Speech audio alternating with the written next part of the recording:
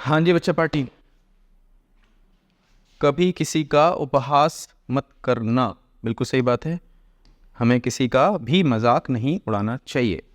मैं विपिन एक बार फिर आपके सामने, और आज मैं लेकर आया हूँ lecture number 92 on smart read vocab.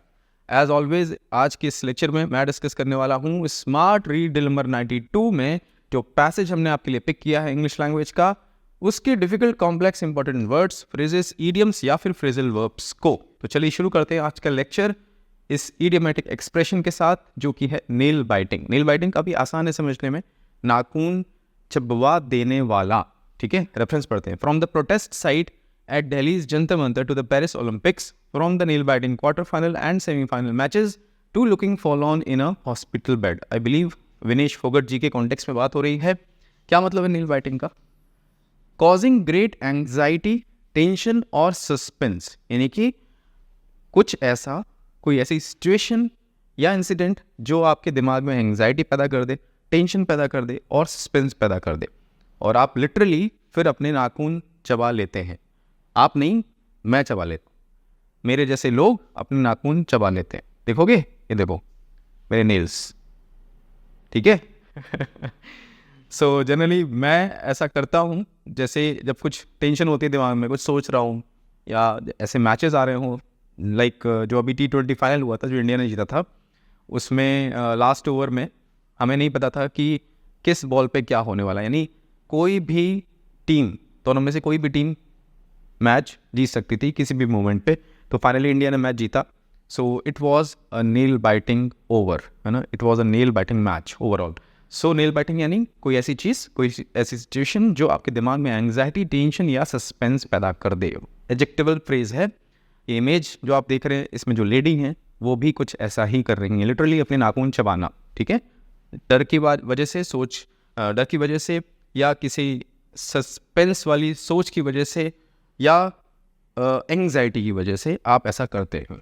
अब पढ़ते हैं सेंटेंसेस, देखते हैं कौन सा कॉन्टेक्चुअली या ग्रामेटिकली करेक्ट है और कौन सा नहीं। His nail biting behavior at the interview made everyone uncomfortable.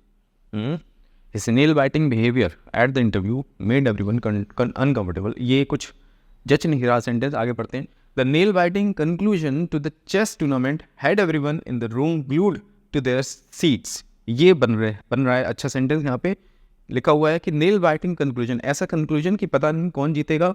To the chess tournament had everyone in the room glued to their seats, यानी कोई भी अपनी सीट्स नहीं छोड़ पाया। बिल्कुल सही है। The thriller movie was filled with nail-biting scenes that kept the audience on the edge of their seats. ये भी बिल्कुल सही है। मूवी का जो क्लाइमेक्स था, या जो nail-biting scenes थे, वो ऐसे थे कि कोई भी, मतलब जो ऑडियंस थी वो अपने सीट्स के एज पे थी। ये भी एक इडियोमेटिक एक्सप्रेशन है, ऑन द एज ऑफ, यानी कि बिल्कुल एकदम से आप बोल सकते हैं कि एक्साइटेड होना, है ना, on the edge of their seats, excitement से भरे हुए कि पता ही नहीं चल रहा था अगले सीन में क्या होगा। तो ये भी सही है sentence. The match went into extra time turning into a nail biting contest between the two teams. जो अभी हमने डिस्कस किया T20 वाला मैच, उसी का आप बोल सकते हैं एक सेंटेंस यहाँ पे मेंशन है। The match went into extra time ना, क्रिकेट के में नहीं आएगा, क्रिकेट में एक्स्ट्रा टाइम नहीं होता है। आप हॉकी को बोल सकते हैं, हॉकी के मैच के कॉन्टेक्स्ट में बोल सकते हैं, या फुटबॉल के मैच के कॉन्टेक्स्ट में बोल सकते हैं, एक्स्ट्रा टाइम मिलता है वहाँ पे। Turning into a nail biting contest between the two teams, तो ये भी सही है, दोनों के बीच में नेल बाइटिंग हमने मैच देखा। चलिए, सो ये सेंटेंस गलत है ना। Is nail biting behaviour at the interview made everyone uncomfortable doesn't make any sense, ये सेंटेंस गलत है। आई होप आपको समझ में आ गया हो। Meaning in context, thrilling, tense, nerve racking एकदम, मतलब आपको है ना एंग्जाइटी के लेवल पे लेके चला जाए, नर्व रैकिंग। और एंटोनिम्स की बात करें तो रिलैक्स्ड, बोरिंग, डल, यानी कोई इमोशन ही फील नहीं हो रहा आपको, बहुत डल सा है, बहुत बोरिंग सा है। रिलैक्स्ड मतलब आप आराम से हैं, कोई अंदर इमोशंस ऊपर नीचे नहीं हो रहे। सो ये एंटोनिम्स के तौर पे कंसिडर किए जाएंगे। Next word is fall on. ये अभी आया था रेफरेंस में, यहाँ पे मेंशन्ड है to looking fall on in a hospital bed. हाँ जी, विनेश फोगट जी के कॉन्टेक्स्ट में हमने बात की, मैंने बताया आपको, उन्हीं के कॉन्टेक्स्ट में लिखा हुआ है। क्वार्टर फाइनल में वो जीती, सेमीफाइनल में वो जीती, फिर न्यूज़ आई कि वो डिस्क्वालीफाई कर दी गई हैं, और फोटोग्राफ्स आई, उनकी फुटेजेस आई वहाँ से कि वो हॉस्पिटल बेड पे लेटी हुई हैं, और शी वॉज लुकिंग फॉरलॉर्न, फॉरलॉर्न यानी बिल्कुल डिजेक्टेड, एकदम हताश, हारी हुई, ठीक है।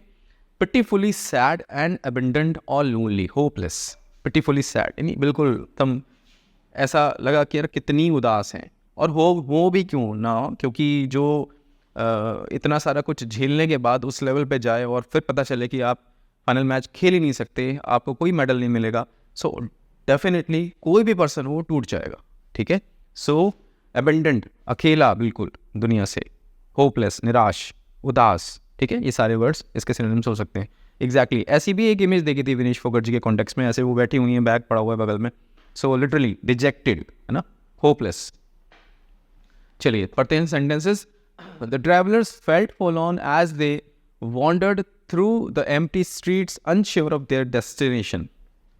जो ट्रैवलर्स हैं वो हताश या निराश हैं वहाँ पे, जो भी कॉन्टेक्स्ट है।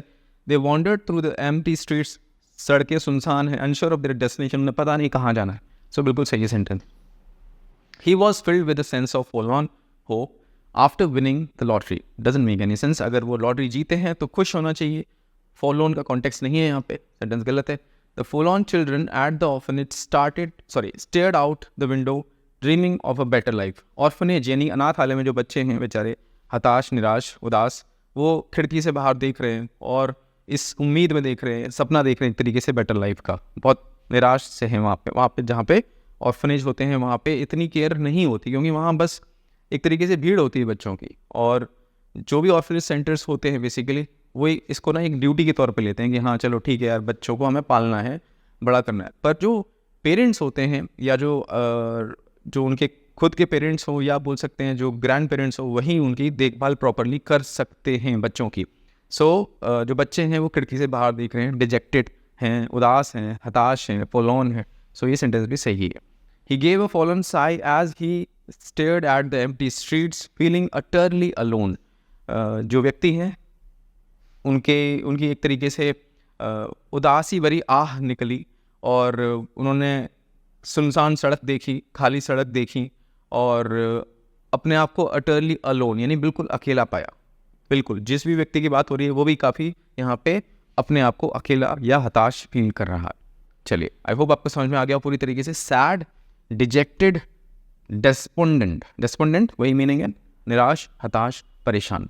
एंटोनिम्स की बात करें तो होपफुल, ऑप्टिमिस्टिक, आशावादी, चीयरफुल, खुश। सो ये सारे एंटोनिम्स के तौर पे कंसीडर किए जाएंगे। Next word is indefatigable. Indefatigable में एक वर्ड छुपा हुआ है फटीग।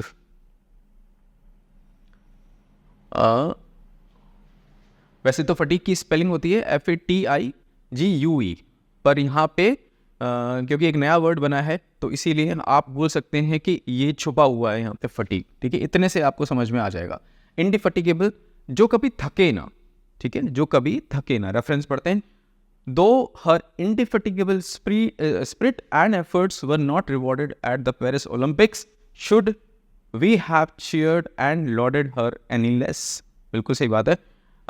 मीनिंग क्या है इंडिफैटिगेबल का? ऑफ अ पर्सन और देयर एफर्ट्स, यानी कि किसी पर्सन के लिए बात करेंगे या उनके एफर्ट्स के लिए बात करेंगे यहाँ पे।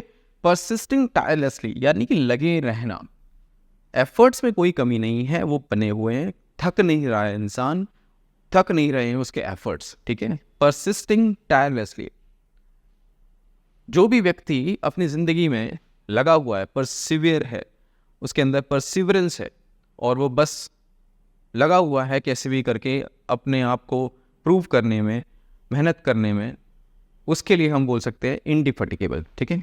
दो कॉन्टेक्स्ट हमारे सामने पढ़ते हैं इनको। Mahatma Gandhi salt march 1930। Mahatma Gandhi indefatigable spirit during the salt march galvanised the nation in the fight for independence as he walked 240 miles to protest British salt laws. ये जब 1930 में जब सॉल्ट मार्च हुआ, कितने माइल्स चले गांधी जी? 240 माइल्स चले, और पूरे नेशन को गैल्वनाइज कर दिया, चार्जअप कर दिया उनके पीछे चलने के लिए, है ना। सो जो कभी थके ना, इंडिफैटिगेबल।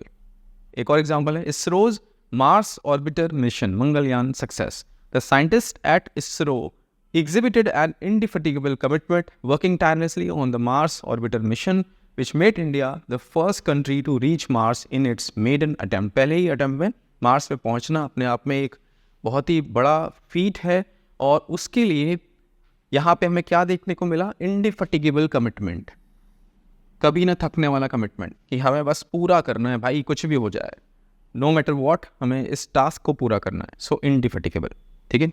अब पढ़ते हैं 4 सेंटेंसेस, देखते हैं कौन सा सही है कौन सा गलत। The indefatigable efforts of the rescue workers saved countless lives during the disaster. कहीं पे कोई डिजास्टर हुई, वहाँ पे जो वर्कर्स हैं, वॉलंटियर्स हैं, आर्मी मैन हैं या एयरफोर्स के ऑफिसर्स हैं या सोल्जर्स हैं, सॉरी एयरमैन हैं, सो वो बेसिकली लगे हुए हैं बिना किसी थकान के, ना उन्हें भूख लग रही ना उन्हें प्यास लग रही है, पूरा उनका फोकस जिंदगियों को बचाने में लगा हुआ है। बिल्कुल सही है।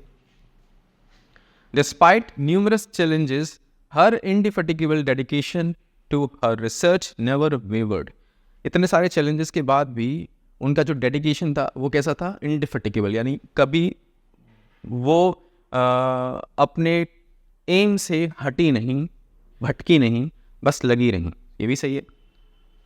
The indefatigable mountain sat majestically enduring the harshest of storms. Doesn't make any sense. Indefatigable mountain के context में थोड़ा सा अटपटा लग रहा है, इसीलिए हम इसको हटा सकते हैं, एलिमिनेट कर सकते हैं। Next sentence, His indefatigable enthusiasm inspired the entire team to keep working harder. अब किसी का enthusiasm कैसा है? Indefatigable है, हमेशा वो बना रहता है enthusiasm no matter what, और उसने इंस्पायर किया सारी टीम को और ज़्यादा हार्डर, यानी हार्डर वर्क करने के लिए, मेहनत करने के लिए, और ज़्यादा मेहनत करने के लिए। ये भी सही है।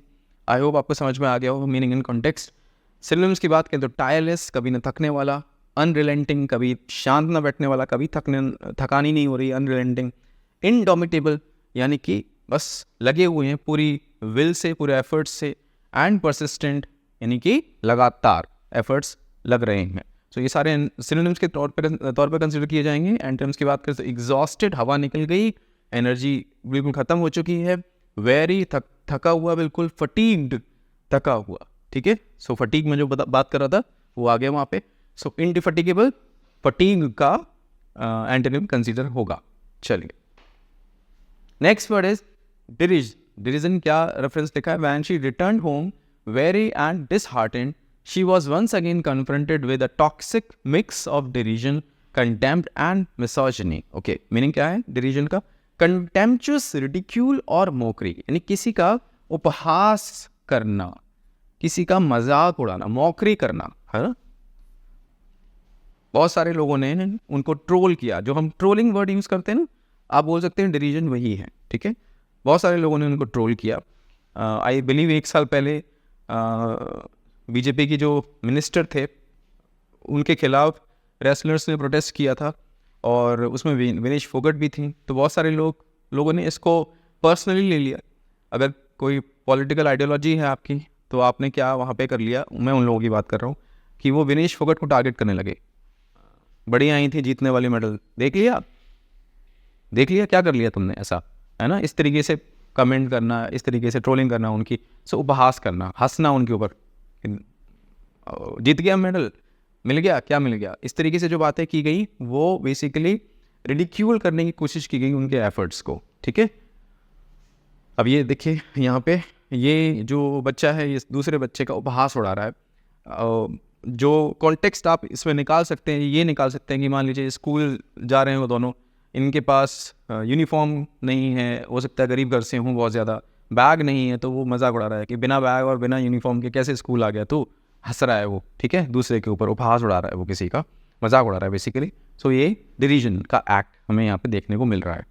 4 सेंटेंसेज है, देखते हैं कौन सा सही है कौन सा गलत। The comedians' lame jokes were met with derision from the crowd. Comedian है, उनके जो जोक्स थे वो कैसे थे? लेम मतलब बस किसी को हंसा ही नहीं पा रहे थे वो, और हंसी का पुट उसमें नहीं था। तो जो ऑडियंस है या जो क्राउड है वो उनका उपहास उड़ाने लगी, ठीक है, पर मेट विथ डिरीजन, यानी कि क्राउड ने एक तरीके से ट्रोलिंग कर दी उनकी। सेंटेंस बिल्कुल सही है।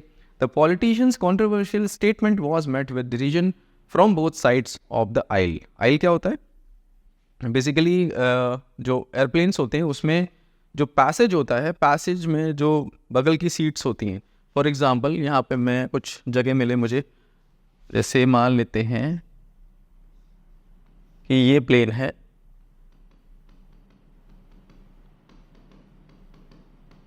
ये सीट्स हैं, तो ये जो सीट्स है ना, ये वाली साइड वाली, मतलब ये विंडो सीट्स हो गई, ये मिडिल सीट्स हो गई, ये जो सीट्स हैं इनको हम आइल बोलते हैं।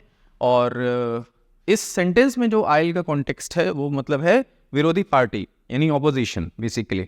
सो अगर एक से ज़्यादा पार्टीज़ हों वहाँ पे ऑपोजिशन में, तो वो शायद उनकी बात हो रही है कि जो पॉलिटिशियन है उनके जो उनका जो स्टेटमेंट था, कंट्रोवर्शियल स्टेटमेंट, उसका उपहास उड़ाया गया दोनों तरफ से।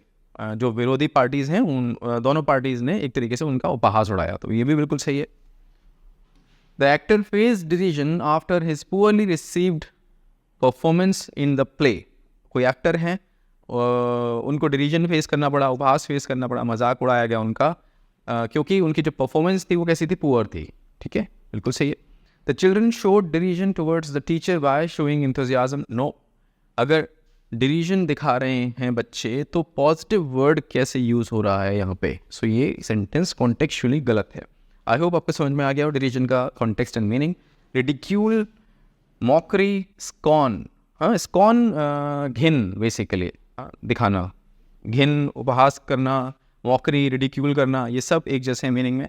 एंटोनिम्स, रिस्पेक्ट, प्रेज, एडमिरेशन, प्रशंसा करना किसी की, और नाउन्स हैं ये सारे, और एंटोनिम्स के तौर पे कंसीडर किए जाएंगे। Next word is misogyny. Reference क्या है? When she return home very, हाँ ये आया था अभी, toxic mix of derision, contempt and misogyny. Contempt क्या होती है? वही तिरस्कार, है ना। डिरीजन तो हो गया, आप मजाक उड़ा रहे हैं, और कंटेम्प्ट तिरस्कार कर रहे हैं। मिसोजिनी बेसिकली क्या मीनिंग है इसका, एक बार इसको समझते हैं, फिर मैं कंटेम्प्ट पे वापस आ जाऊंगा।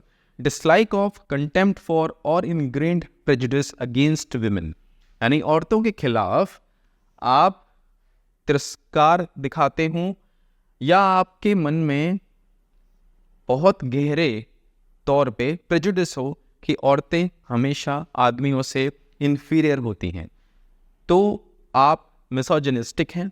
और आप किसको फॉलो करते हैं या क्या पजेस करते हैं? मिसोजिनी पजेस करते हैं, उसको फॉलो करते हैं। बहुत सारे मर्द ऐसे होते हैं जो कभी भी किसी औरत को ऊपर उठते हुए नहीं देख पाते, है ना, तो वो मिसोजिनिस्टिक होते हैं, उपहास उड़ाते हैं। लड़कियों को कहीं गाड़ियाँ चलानी आती हैं, लड़कियों को कहीं जॉब्स करनी आती हैं, इस तरीके की बातें, ठीक है। और तिरस्कार जो मैं बता रहा था, कंटेम्प्ट, फॉर एग्जांपल एक कपल है, उसमें बंदा आता है घर पे, तो वो एक्सपेक्ट कर रहा है आते ही घर में कि उसको बिल्कुल ना ऐसे ट्रीट किया जैसे वो राजा है कहीं का। आते ही तुरंत उसकी जो वाइफ है वो आए, उसके शूज़ उतारे, उसको पानी पिलाए, और ना अगर ऐसा हो एक बार भी तो बस गाली देना शुरू कर देना और उल्टा सीधा बोलना शुरू कर देना। कुछ भी नहीं करती है, किस चीज़ के लिए तुम यहाँ पे, इस तरीके से तू करके बात करना, मतलब होगा कहीं पे नॉर्मल, बट मतलब नहीं है नॉर्मल, मेरे लिए तो नहीं है, ठीक है ना। सो मिसोजिनी समझ में आ गया आपको। डिसलाइक यानी कि नफरत के तौर पे औरत को देखना हर तरीके से। और ये एग्जांपल आपके सामने लेडी हैं, और ये जो हैं मैन, बेसिकली उनको जो भी बोल रहे हैं, so basically he is misogynistic, जो कि यहाँ पे हमें दिख रहा है, एक्सप्रेशन से हमें दिख रहा है कि वो एक तरीके से गुस्सा नहीं है, वो एक तरीके से उनको डिमीन कर रहे हैं, बिल्टिल कर रहे हैं जो बैठी हुई हैं। So misogynistic approach, mindset. हाँ जी, एग्जांपल्स पढ़ते हैं। The professors lectures on gender equality often discuss the deep rooted misogyny in society. बिल्कुल सही है।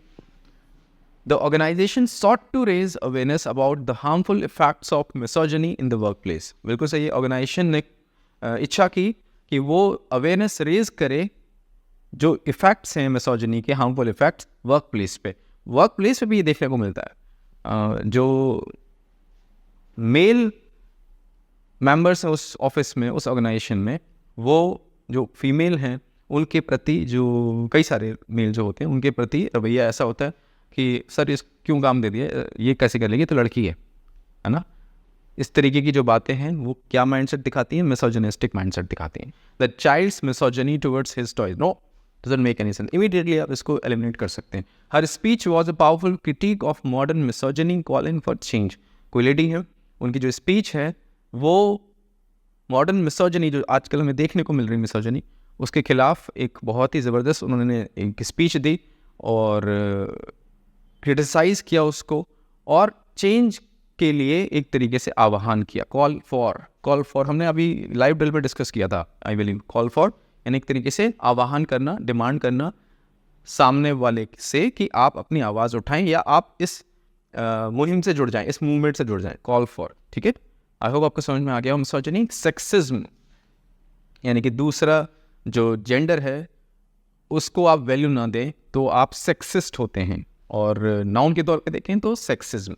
शॉविनिज्म दो कॉन्टेक्स्ट में आता है। एक तो आता है कि जब आप ये मान के बैठे हो, आपके अंदर ये चीज़ एंट्रेंस्ड हो, ये बिलीफ एंट्रेंस्ड हो, इनग्रेन्ड हो कि आपका ही देश सर्वोपरि है, सर्वश्रेष्ठ है, बाकी देश जो भी हैं सब बेकार हैं, सब आपसे नीचे हैं, आपका देश चाहे वहाँ पे कुछ भी गलत हो रहा हो वही श्रेष्ठ है, सबसे ऊपर है। तो आपका अप्रोच कैसा है? शॉविनिज्म वाला है। आप इसको पोजेस करते हैं, शॉविनिज्म को। और जो अभी मिसोजिनी में हमने डिस्कस किया, अगर वो भी है, यानी अगर आप फीमेल के प्रति प्रेजुडिस्ड हैं तो भी आप शॉविनिज्म पोजेस करते हैं। बिगटरी, अगेन जो बिगट होते हैं उनके जो दिमाग में होता है, अगर कोई बिलीफ है तो वो बैठा हुआ है, वो उसको चेंज नहीं कर पाते। बिगट माइंडसेट, ठीक है। सो बिगटरी वहीं से आया है। एंड एंटोनिम्स की बात करें तो फेमिनिज्म यानी कि औरतों के प्रति इंक्लाइनेशन, उनके अच्छे के बारे में सोचना, उनकी भलाई किस चीज़ों में हो सकती है उसके बारे में बातें करना, वो होता है फेमिनिज्म, ठीक है। एंड इक्वालिटी, बराबरी। सो ये एंटोनिम्स के तौर पे कंसिडर किए जा सकते हैं। दैट्स इट बच्चा पार्टी। आई होप आपको आज के लेक्चर में मज़ा आया होगा, बहुत सारे नए नए वर्ड्स आपने सीखे होंगे डेफिनेटली। अब आपको क्या करना है, एज होमवर्क हर एक वर्ड पे और जो इडियोमेटिक एक्सप्रेशंस हमने पढ़े बनाने हैं आपको। आपका खुद का एक सेंटेंस बनाना है। हाँ, मैंने बोल दिया बनाने नहीं, बनाना है। हर एक वर्ड पे एक सेंटेंस बनाना है, उसके सही कॉन्टेक्स्ट में। मेक श्योर आप सही कॉन्टेक्स्ट में अपना सेंटेंस बनाएं, और जो सेंटेंसेस का कॉम्बिनेशन बने उसको एक सिंगल कमेंट के तौर पे ड्रॉप कर देना है इसी वीडियो लेक्चर के कमेंट्स सेक्शन में। अगर आप ऐसा करते हैं, मैं हमेशा बोलता हूँ, सबसे ज़्यादा आप लर्न करते हैं। दूसरा काम, मैं अवेलेबल हूँ टेलीग्राम पे, this is my user name. जिन भी बच्चों ने स्मार्ट रीड कोर्स परचेज कर लिया है पर अभी तक हमारे टेलीग्राम ग्रुप को ज्वाइन नहीं किया है, प्लीज़ मेक श्योर आप ज्वाइन करें। अपना पेमेंट का स्क्रीनशॉट मेरे साथ शेयर करें और मैं शेयर करूँगा हमारे टेलीग्राम ग्रुप का लिंक आपके साथ। ग्रुप ज्वाइन करें, because actual discussion and mentorship वहीं पर हो रही है। तीसरा काम, पूरा लेक्चर आपने देखा, लेक्चर नंबर 92। अब आपको जाना है स्मार्ट रीड कोर्स के डैशबोर्ड पे और अटेम्प्ट करनी है स्मार्ट रीड ड्रिल नंबर 92, और रिजल्ट स्क्रीन से पिक करनी है आपको आपकी आरसी स्पीड और आपका आरसी लेवल क्या रहा इस पर्टिकुलर एक्सरसाइज में। दोनों के स्क्रीनशॉट्स लेके ड्रॉप कर देने हमारे टेलीग्राम ग्रुप में, so that I can check, I can assess, I can gauge your performance and then I will be able to help you accordingly. मैं विपिन आपसे मिलता हूँ एक नए लेक्चर में कुछ नए वर्ड्स के साथ। Take care.